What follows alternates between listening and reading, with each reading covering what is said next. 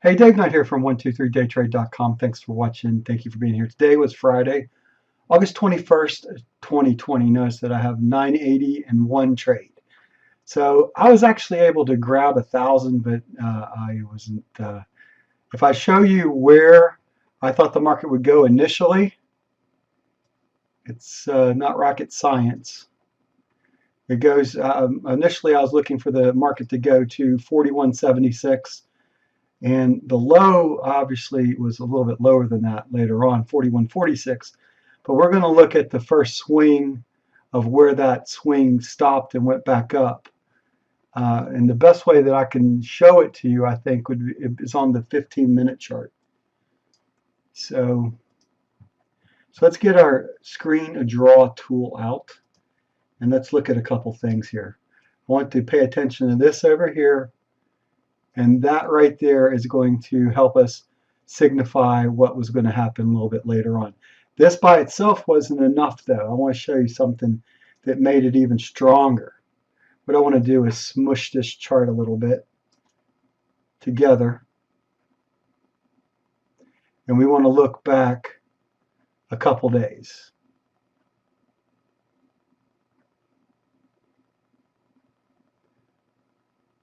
All right, so this is the look back period right here. So we're looking back to August 19th, and I want to show you something as it relates to movements. Hopefully you can see these V-shaped movements. These are important little critical areas in the market when you see them. So what I noticed was that we were setting up an extension. So the extension being from here to here up to here. So longer term 1, 2, 3. And if you wanted to have a break point, whatnot, this would have been your break up here. But it was even more significant to be short from up here, because the odds of it running here were a lot lower than any given time that you see. This is 1 and 2, and this movement here, well, long story short, this is what you call this move right here. Whoops. It's not the way I want to show it. Hold on. Let's do this again. This movement right here is what I want to pay significance to. And what we knew about yesterday is that we came down and we came up hard, and then it just kind of stalled out. When you're looking for stuff, when you're looking for areas that can be important, this is an important point, inflection point. A lot of times when you see these bounces like this, here's your demand. So knowing that there's demand here, this is kind of just meandering around, right? But here's a V-shaped type of thing with demand really, really significant down here. The odds of it wanting to come back down here to see what's there is great. Here's another one, smaller one. Here's a smaller one right there, but this one right here was significant yesterday. And that's why I was confident about shorting from up here, and actually went short around 11 p.m. in the evening last night. And I held it all night. I was running against this stop up here.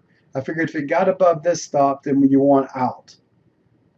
But the significant point was, this is what they call, I'm trying to think of the term that I'm thinking of right now, but it's this V-shaped is parabolical. That's what I'm wanting.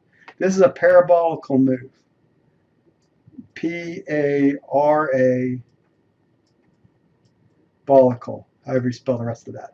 So this is a parabolical move. When you see these moves right here, there's a significance of why that went there to start with. So you don't see them very often, but when you do see them, they can be very significant. For instance, this right here, looking over, it ran back to it, see? This right here, it ran back to it, right here. They can be very significant when you see these parabolic moves, especially when you're looking at it as a short side trader. A parabolic move against the trend can be a very good trade for you. So long term right now, we've been going up, right? Longer term, meaning since the was April, May, whenever that bottom happened, it was negative 37 and a half. And we've pretty much been going up, 42 up to where 42, 43. We've been moving significantly. The market's been basically doing this up to 43 since it bottomed. I think it was up, highs were 60 up here. So it was like, if you look at what the market has done over this year, let's say it was up here at 60. It went down. Here's here's the zero line, negative 37. It snapped back really quick, and then it's kind of done this recently. Let's say this is the recent time right now. So, 42, 43 top, 60 top last year, roughly. I think 60, something like that. And we're hanging out right here. But when you see these moves, this is significant. A parabolic move. I don't know if I can make that any clearer for you. It can be very significant in your trading. So I was quite, here I'll show you my time and sales report, order book. I had one trade. I took it last night at, 11:30 my time, 10:29 Central. I went short at 42.89 and I got out at 41.91. Now, more significantly, let's get, I could have grabbed 41.76. I want you to look at this over here. Here's 41.65, knowing that can be that low. Let's move this over. When there's no real target in the market, what I've found is the Gan numbers can really work to your benefit. Now, the one underneath that was 41.45, which was 190 degrees. Where did the market end up on the low? 41.46, one tick away from 190 degree angle. Now, obviously, it doesn't always work, but know everything. Know your Fibonacci numbers. Know your Gan numbers. Know your support and resistance numbers. Where more than one or two of these things aligned together, it can be even more significant of a point. So the traders are trading these. So know where their points are. Know where there could be possible resistance and possible support. Pivot point's a huge point. S1, R1, S2, R2. The Gan numbers, the Gan angle numbers. These are very significant. The Gan square of 9 can be a significant number. The more things that coincide with each other, the more apt a market is going to run to a certain point. So anyway, 41.76 was the point. What I want to show you, I guess I could have, I wouldn't have been able to, anyway, so let me just show you.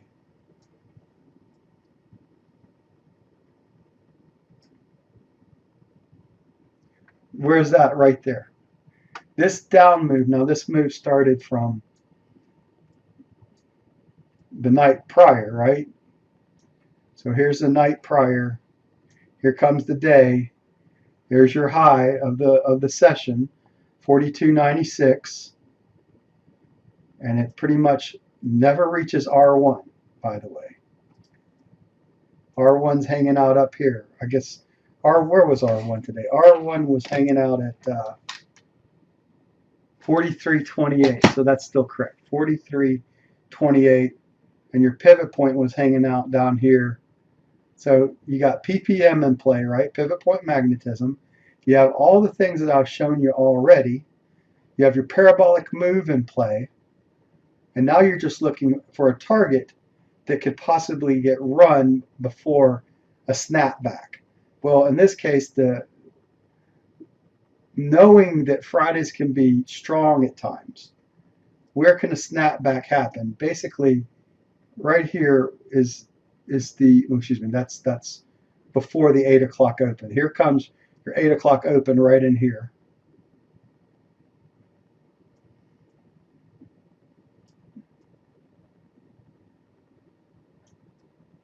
Then you see the snapback happen right here, 41.76. Can't tell you how many times common numbers are significant points where traders don't know where the market's going to go. They'll use these points and inflection points to help make trading decisions. Now, it's hard to trade these, but knowing that they're there will help you in your overall trading, in my humble opinion. Now, personally, I've been trying to take more of a hands-off approach recently in my trading. I'm trying to treat my day trading more in line with being more of a swing trader over a 24-hour period of time. Trying to, setting up basically on one side, I've been debating about a 2-hour stop up to a maximum of 47, 48 ticks. So today that would have been able to run with a 4-hour stop. But if I want to run with a 4-hour stop, that means I need to get at least 2 to 1 on the other side of this. So in that case, like 90 ticks, right? So 90 ticks means I needed the market to move roughly that far down. Now, coming into this session, I thought, well, a 2R could be an easy point to hold. So basically 23 ticks from my entry point of 42.89. So that was my thinking coming in, and I wanted to grab at least a 3 to 1 target. Now, a 3 to 1 target on a 22 tick stop is 66. With me, 67 ticks. That means that I needed to be roughly in here. So 42.28 roughly in this area. But knowing where you have significant points at gives you an ability to have a target out there. And then if it doesn't get run, or it does get run, well, you're trying to grab it. Now, trying to grab 41.76 when it runs 41.76, you're not going to get it. In a real account, this is not going to be a fill. What's going to happen is it'll hit it, but will not fill it. Usually to get filled, I would say 99% of the time, at least 9 out of 10 times, the market needs to drive through the price to get filled. So I see this, and you notice that I had my stop basically laying right here around the S1 line. So that's where I had significance, where I thought after it ran the S1 line, I had my support or resistance line basically, or my profit target hanging out at the S1 line. So I don't know if that helps you in your trading, but it does help me to notice patterns. It's more of some positional stuff that I've shared with you today, some more of the things that what I look at as a swing trader, as a positional trader. Maybe I know that people ask me occasionally, how do you look at it? And sometimes it's kind of like when you have the ability to trade the market in more of a positional and a swing trader. As a day trader, in my humble opinion, if you can just set it, just put the trade on and see what happens to it, sometimes that's a better way to approach a market when you see the right setups. Today, significantly, once again, hopefully I'm overemphasizing this point over and over again, the thing that you want to look for are parabolic moves. Right there, man. That's the kind of stuff that you got to say, why did it go there and jump?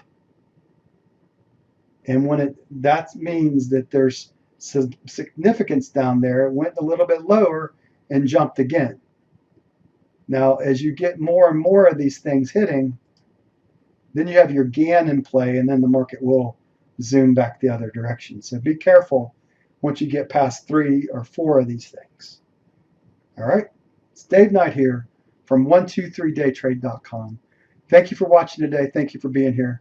I'll see you on the next video I put together. Bye for now.